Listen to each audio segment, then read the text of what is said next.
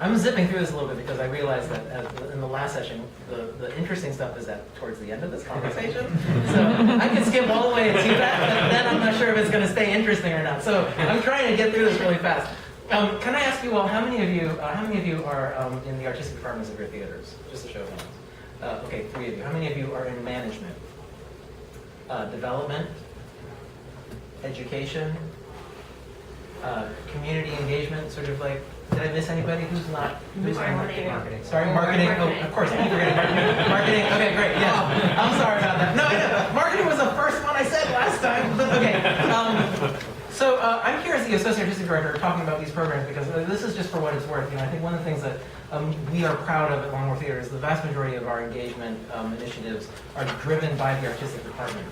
And I'll talk a little bit about that here in a bit.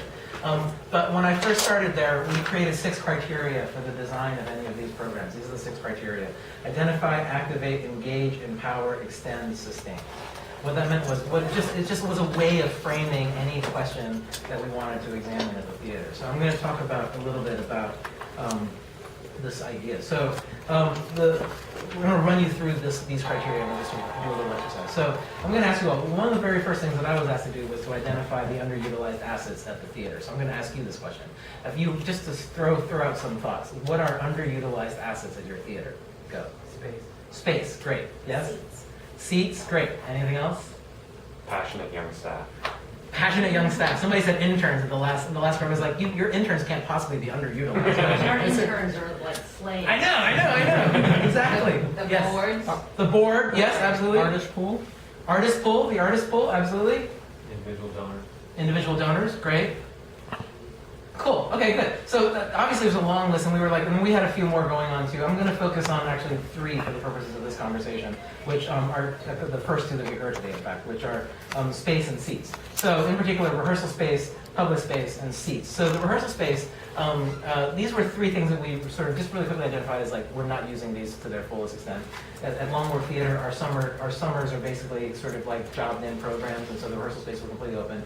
We created this thing called space grants. The space grants are basically given to local theater companies who are looking for a rehearsal space to develop a piece.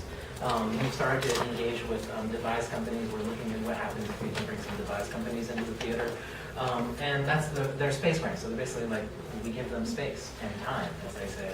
And we also give them limited access to our props and costumes as well. So there's actually kind of interesting synergy happening there. The next thing is public space. And so in this instance, I've been talking about the lobby. So our public space was underutilized. It just wasn't being used at all. And so we started creating these lobby exhibits. Now everybody has done a lobby exhibit. For us, the key here was that the lobby exhibits were not purely about communicating dramaturgical information. That we used the dramaturgical information as the inspiration for what was essentially an artistic, aesthetic, abstract installation in the lobby of the theater, which was meant to engage audiences in a kind of different way, right? So that rather than working with a kind of ephemeral, time-related art, this was something that they could actually take their time with. People would be coming 30 minutes, 40 minutes early to sit and look at these exhibits. So that's what that happened. And the last thing is the seats, which is where I'm going to move forward from here. So at Wharf Theatre, we're looking at how to activate the bodies that were in the seats, right? So I'm just going to move through this really fast. I'm sorry. Does anybody have any questions? Okay, good. Anyhow, this is just to get the information out there. At Wharf Theatre, so you know, we've got 2 stages. One is a 3/4 thrust. Our main stage space, 486 seats. The other is a second stage, stage 2, 199 seat proscenium space. And we would sort of we would average at the time when I was there about 80% capacity, 75 to 80% capacity of the theater. That works out to about 388 seats during a main stage performance and 159 seats during stage 2 performance.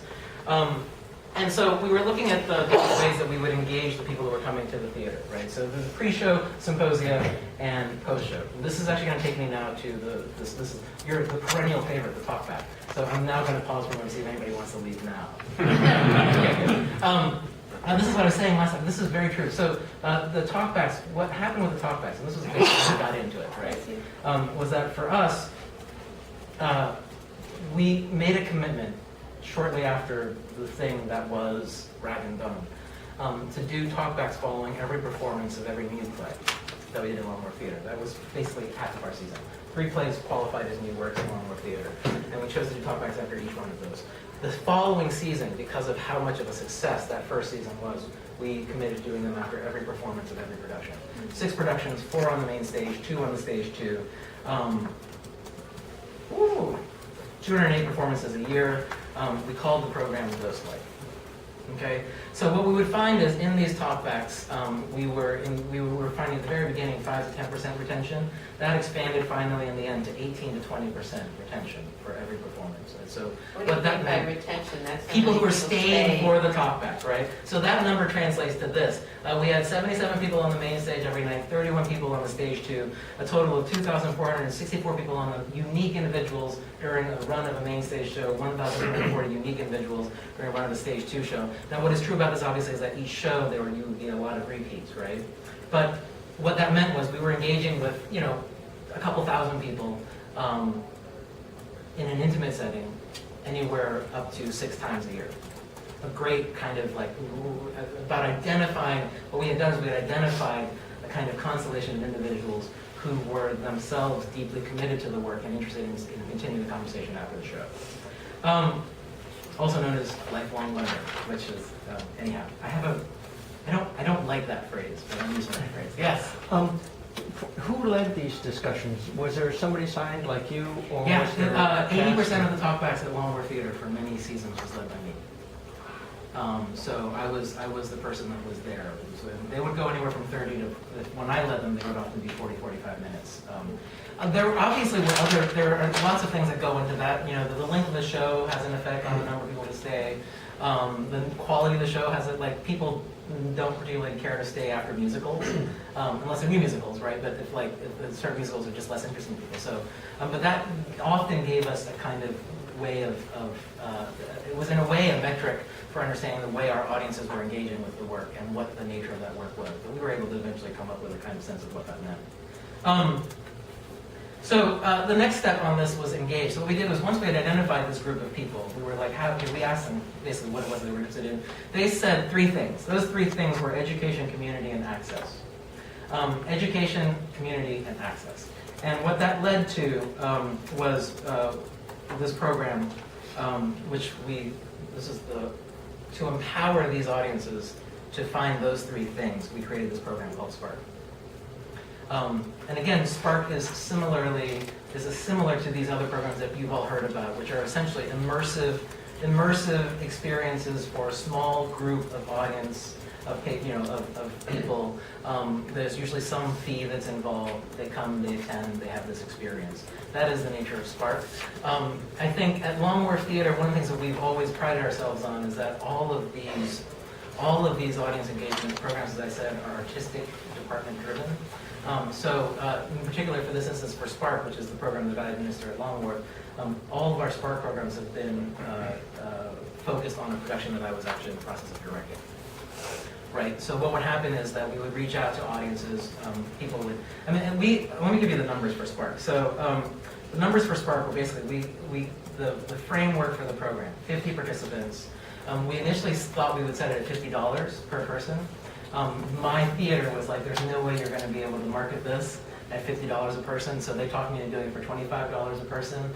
We filled the thing within the first 3 days, mainly because what happened was these people that I was talking with every night. So this is like I have my own micro community at Long Wharf Theatre, right? Which is the people that have been staying for the talkbacks for the last. We've been doing that for 7 years. We've been doing a lot of talkbacks. I've got a lot of hours of this belt.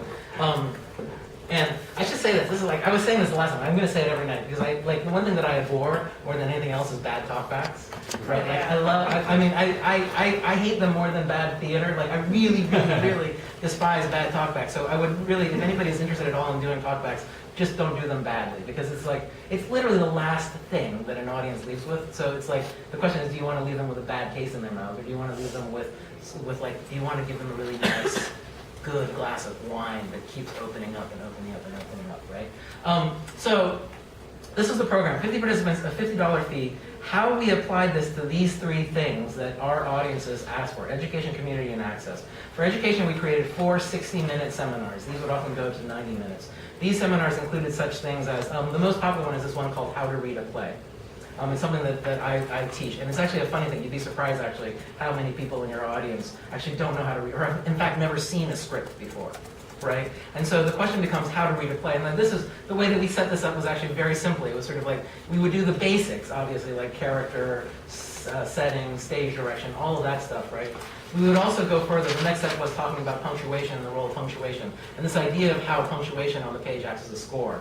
At one point, we even brought in a composing graduate student from the School of Music at Yale. We had this whole conversation about the nature of the script as a score. And then we also talked about this idea of how one would develop the script and the process of like, how do you get into the script? And these are all conversations we had with our audiences. The other seminars included the writer's process, the playwright-director collaborations, first rehearsal, and so forth. The key here was that we were interested in creating seminars that engaged with specific aspects of that project that we were working on. So the first year that we did it around a Dee Dee Capel's play. I don't know if you know Dee Dee Capel, that name is familiar to you, but she's a playwright based in Minneapolis. This play we did was called Agnes Under the Big Top. It was essentially part of a rolling world premiere that NNPN was sponsoring, and that's the sort of thing that we were doing there. And it was a really remarkable opportunity for the audiences, for our Sparkies to meet the playwright, et cetera, et cetera, et cetera. And a couple seasons ago, we did it around a Shakespeare. So obviously these are very, very different projects, and that gives us a way of generating different ideas for the seminars as we go. The second element was access. We created an email address, spark@lonewharf.org. These emails get forwarded directly to either my account or to our artistic residence account. At one point during the Scottish play that we were doing last season, I was getting 15 emails a day. We answer every single one of them. That's something that we commit to doing. And the last thing had to do with community. So the idea of community had to do with these individuals' friends and family. Like, how could they extend the experience that they were having to their friends and family? What we instituted was this thing called the 2-chair policy. The 2-chair policy was basically 2 chairs in the rehearsal hall. That any member, any Sparky we call them Sparkies, but any one of these individuals could reserve a seat, and they could bring a friend with them to sit in and observe a period of time at the rehearsal. Usually it was about 30 minutes to 60 minutes. Window time, they could actually sit in on the rehearsal process. Now, this is the key, obviously, of course. Those of you that are non-artistic, the big thing that we have found in these situations is it's often, the hard part is about buy-in on the artistic staff's, from the artistic staff's perspective, right? Like, these are great programs, but I can't tell you how many times we've had directors come through that are like, close rehearsal, close rehearsal, close rehearsal. And that's a kind of conversation that keeps coming up over and over again. Like, how do you do that? I mean, I think that's in the end sort of like the value of having resident artistic staff is that the idea is that that's your first line, that the first group of people you're going to go to. You're going to go to the resident artistic staff, and you're going to say, you're going to try and build programs around those projects, the projects that are being done by people that are there, because they understand the value of it, I think, holistically to the institution. But it is a real question, like the idea of balancing transparency with, against disruption. Right, and even I found it. Like I found that on several occasions actually. I do have sort of stories of how, like, at times this effort that we had committed to was actually quite disruptive to the process, and maybe not the best thing in the world. But and the last thing was the script. One of the big things that I've always had to deal with at Long Wharf is that all the programs that we administer, they generally have to pay for themselves. There's no line item for these sorts of things, and so we have to find a way to fund them. And so part of that was funded through, obviously, the entry fee, right? We started at $25, eventually moved to $50. And one of the things we always wanted to do is we always wanted to find a way to fund the short run of scripts, right, that we could publish at Wharf Theatre. We could have custom made. There's a printer, actually. I don't know if you know Wharf, but Wharf is actually 2 theaters, and there's a building. We have to walk outside to get from one theater to the other. And the business in the middle between the 2 theaters is actually a printer, and so we've always wanted to work with them a little bit. And we wanted to print some scripts, and so basically this is the last benefit of this program. We could do the cost of it was $5 a copy for the custom printed script. We printed 250 copies. 50 of those copies went to the Sparkies, was included in their fee. We sold the rest at $10 copy. We made $2,000 profit, and those were an easy sell. Those were an easy At a sell. performance. At talkbacks. Like again, this is the thing, like everything, like the funny thing is like all the programs that we do, and this is where I think like talkbacks have gotten a really bad rep, and I think one of the reasons is because I think people, like, it feels like an old idea. But one of the things that we were really keen on doing was that we were interested in creating something that we could build from. Like the talkback for us is the foundation upon which the vast majority of our programs are built. Right? It lives in closest proximity to the performance that occurs on stage, right? It happens immediately following the performance. It's the sort of thing that when it's done well, and this is really important, like for us, one of the driving sort of requirements for any good talkback at Wharf Theatre is that we act as moderators, and again, this is all something you've heard before, but we act as moderators. We always ask questions. In fact, one of the things that we do in our talkbacks is we don't have microphones, and we have a soft-spoken elderly audience. I don't know who doesn't have an older audience, but ours is, not surprisingly, soft-spoken. When they speak, when they ask a question, we've set up the conceit basically that we will repeat their question, and we apologize in advance for paraphrasing. What that allows us to do is it allows us to repeat the question to the group, but it also allows us to ask the question of the group, and simultaneously it allows us to rephrase the question in a way that invites a deeper kind of conversation around the work. So these are all just, there's a lot of things that we have there. Like, it also forces the moderator to listen. Right, which is things that rarely, sometimes, like in bad talkbacks, never happens, right? You're forced to listen, you're forced to translate, you're forced to reconnect, right? So the keys to success, the program has to be transparent, it has to be educational, it has to be honest. The one that I'm going to focus on is honest, of course, here, because the transparent educational is what it is. It's something that everybody understands. The honest thing is the really hard part, and this is I think we've heard about it at this gathering here already. This idea of, like, I think the hospitality conversation today, right? Which is how can you be genuine in your engagement with the audience? So I can't tell you how many times I've come across individuals who are like, who are dismissive of the questions, like Gordon Edelstein, who's my boss. And I know this is also getting recorded, but Gordon Edelstein, my boss. Gordon, we do not let Gordon do a talkback and it's not because it's not so much that he is disrespectful of the audience, but he's disrespectful of the audience. I mean, like, it's sort of like he has very, very, very stubborn opinions about what is, and so it creates an antagonistic relationship in the room, and we have found it not to be ideal. He admits to it himself. He's the first one to admit to it. But this idea of honesty is very, very important, and I think a good example is actually the Scottish play that we did last year, which was the play that I directed. Critically was very polarizing, and also from the audience perspective was very, very polarizing. I think the thing that the audience really was into and engaged in with the Spark program was this idea of, like, it starts to, at some point, feel like a reality television show. Like, if you're actually following along with, like, these individuals, like, you get that sense. Like, even I get that sense as the person who's leading the program and at the same time simultaneously adapting and directing the Scottish play for the stage for 5 actors set in the Vietnam War era, right? That there's a lot going on, and there's an interesting quality to it that is not dissimilar from, like, a reality television show. I think about that sometimes. So it's like slings and arrows, right? It's kind of like, which is kind of really ironic because there's a great season of Slings and Arrows that deals specifically with the Scottish play. So if you haven't seen the series, I hope you'll watch it. It's an amazing, amazing show. But don't think of me when you see it. Now, these are the challenges that we came across: time commitment, integration, staffing, and pricing. Time commitment is an obvious one. It just has to do with what's involved in the time. Like, we would do these seminars. They were 60-minute seminars, but they often ran 90-plus minutes because the audience was just really engaged, and I was happy to keep talking to them about it. Integration is another thing, which is about integrating this program with the other programs, pre-existing programs that are other departments, right? That's something we would constantly run into, if for no other reason, just again, the space, actually, oddly enough. While we might have a lot of space in the summer, we have very, very little space during the rest of the season, and so it becomes a question of, like, how do you engage with that? Staffing is finally, and then the pricing is the big thing for me, which was we wanted to always, at all times, make sure that there was always accessibility. Right? If you're going to do a program like this, access was the most important thing. Okay, so where we are now is this idea of the last two elements on this, which is extend and sustain, right? So how do you take a program like the Spark program and actually now extend it and sustain? So these are the two last elements that I'm here to talk to you about.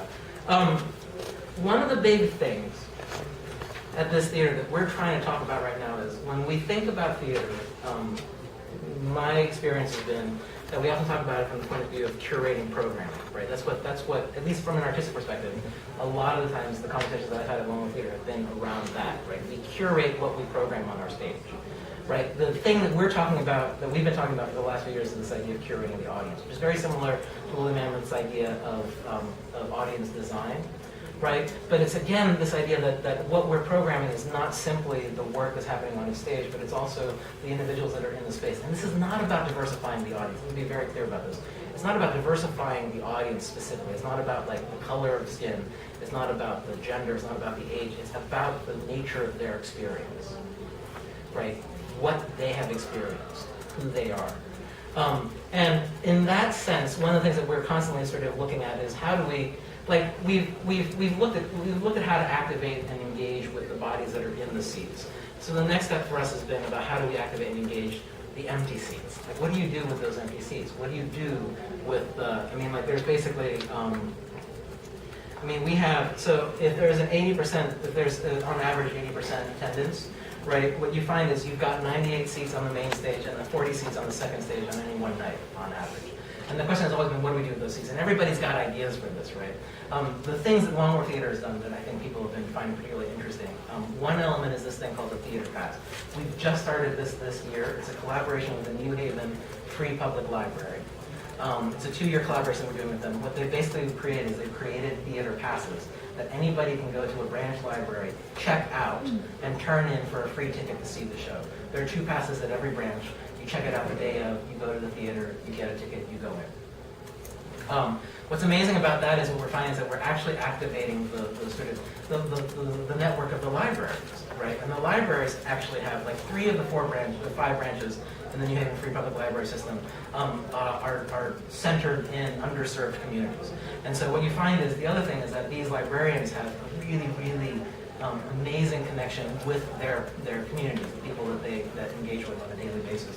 And they become curators in their own right. So a good example is that we just did a production of January Joiner, which is a new play by Laura Jackman. It deals with weight loss, body image, 2 sisters in a weight loss resort in Florida. And there was a woman one night at one of these talkbacks who came in who saw the show, was morbidly obese, and we had to kind of create a special seat for her to come see the show. She sat down, she watched the whole play, she stayed for the talkback. At the very end of the talkback, she spoke. She raised her hand to speak. She didn't say a single word through the whole 30-minute conversation. At the very end, she raised her hand, she spoke, and she started talking. And she spoke for 15 minutes, and not a person left. We all just listened. And it was the most remarkable thing. And why I'm telling you that story, of course, is that afterwards we found out that she actually had checked out the pass in the library. One of the librarians there sought her out specifically to say, I think you would be really interested in this play that's happening at Wharf Theatre. Check this out, go see the play. That's about access, right? But the thing that I talk about a lot at Wharf Theatre is this idea of feedback. And that in this conversation of talkbacks, right, that if you talk about talkbacks as a kind of foundation, right, it's the soil, right, and everything you grow from that. But the idea is that everything kind of feeds back onto itself, right? Whatever programs we do at Wharf Theatre, whatever we launch, whatever those initiatives are, they should always feed back into it. And that's a really good example of a situation where this program with the library was feeding back on the experience of the talkback, like we were enriching the experience of these audiences at this thing. And the last thing that we're doing right now is this thing called the Courageous Conversation. This is actually not called Courageous Conversation, but this was how we identified it. We wanted to identify a group of community leaders. We did this initially around our production of The Train Driver by Apple Fugard. It was a world premiere. New Haven has a long history of racial strife, and so we were interested in looking at that, examining that experience. So we reached out to our sort of networks, and we had them all identify a group of between 75 and 100, really, community leaders who they felt could actually speak meaningfully to this question of race relations in New Haven, but do so from very, very different perspectives. And of that group, we invited all of them to come. We got 25 people. Many people expressed interest, but were unable to make it on the day of. They all came, they saw the show, they came into the rehearsal hall afterwards. We had a lot of pizzas waiting for them and drinks, and we sat down, we had a moderator. We spoke for an hour. what has happened now with that group is we've now convened that group, and the group has shifted occasionally from show to show. We've convened that group 3 times now. And what's happening is for the 4th time during our production of Cloudborne Park, what we're doing is we're reaching out to each of these individuals and we're offering them a bank of 10 tickets that they can each individually sign up for a performance. And they'll come in, they'll sign up for that performance, and we're asking them to bring 10 individuals from their constellation of their constellation of people, right? Their, whatever you want to call it, network, community, whatever that is. I like the word constellation, I decided. But we're inviting them to bring these people here to see a performance. And with the one caveat that they stay for the conversation after the show. And we're not requiring them to engage, we're not requiring them to say anything at all. We just are asking them to be in the room. And it's a really amazing thing that happens. What we're finding is that when we talk about curating the audience, when we talk about sort of like saying, the goal here is to look at your audience. And the same way that you look at your stage and say, what makes sense? And the same way that you look at your season and you say, what makes sense? Right? Stand on that stage, look at your audience. What's missing? What's missing? And fundamentally at the heart of that, this is like these things that we're doing at Wharf Theatre are about sort of like making sure that the voices that are not represented in our audiences are represented in our audiences so that they can actually engage in the wider conversation around the world. And yeah. Questions? So who signed up those first 50 people? I did. Who were they? Who were they that signed up? They were almost across the board individuals that had been engaged in our post-show conversations. So were they, diverse? Were they white? Were they old, young? They actually, surprisingly, what we found was when you get down to a group of 50, what you do find is actually there was actually more diversity in the group of 50 than there would be in like the group of 1,240 people on our stage too, right? Like on any one performance. Like that group of 50, what you find is that what we did find anyhow was that it was very reflective of our audience, right? But at the same time, there were situations where members of our audience would actually bring like their daughter, their high school age daughter would be a part of it, or they would, and the other thing that we did was that we said to everyone, we made it very clear from the very beginning that part of what we were trying to do was we were always very honest with our audience about why we were doing the programs that we were doing. And so what we found was they acted as sort of like, the moment they understood that we were asking them to be ambassadors of the theater, they actually made it a point to make sure that they were reaching out to people that they felt would not come to the theater otherwise. And I don't know what that means. We didn't want to get specific. We didn't want to talk about, we were not interested in talking about like, we need more racial diversity or we need more. And I think our audiences naturally comment regularly about the lack of age diversity, and so that was something that they engaged with independently without us. They recognized that as a question, and they started to bring people with them. So if I signed up for $25 or $50, I would also sign up some younger person to come with me. No, we actually, what we did was we would, the people who signed up would come, and then they could bring somebody with them as a guest at any point. Okay. There was never more than maybe 10 or 12 people beyond the core group. Of the 50? Yeah. Okay. And then one night, I saw a hand here, and then I'll come back. Can you just really quickly say what makes a good talkback? Just even like 2 or 3 things. The no mic thing is really helpful.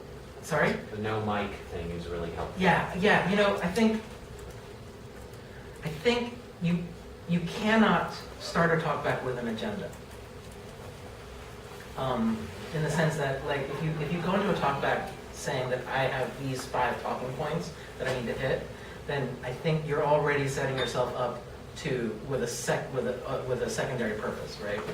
Which may be at odds with what the audience is responding to. Like for me, the key is always about getting a lay of the land. So we'll always. there are simple things. Right? There's a Liz Lerman process, but there are simple things like when you reach out to an audience, the very first thing you ask them is like you ask them something that they can just respond to with like their hand. So what you're doing is you're already inviting